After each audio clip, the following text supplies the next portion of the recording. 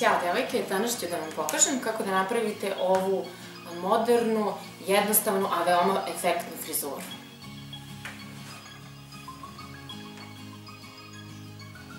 Dakle, ovo nije moja kosa, to je ona rajf pletenica, traka pletenica koju možete da kupite kod Kineza, bilo je i u New Yorkeru i tako na par mesta.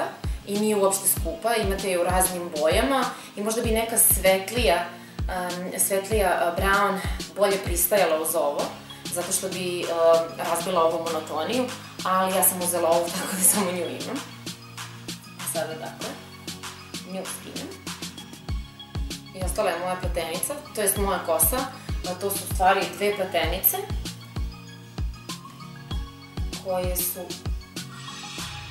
upućene šnalicama.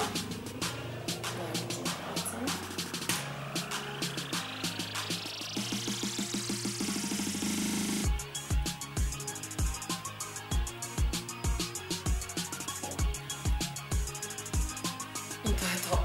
Razdvojite kosu po sredini, ispletite dve pletenice i onda namestite jednu, uhvatite je šnalicom i onda preko nje, da bi se pokrila, da se ne vidi, stavite ovu drugu, ali vrh te pletenice ide pozadi i ugurate je ispod ove, da se ne bi videlo. I onda i s jedne i s druge strane ih pričvrstite šnalicama i to je to.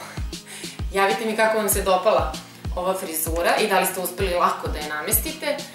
I da, to sve napišite u komentarima ispod videa i uskoro očekujte neki novi tutorial na sajtu Mogu ja to sama.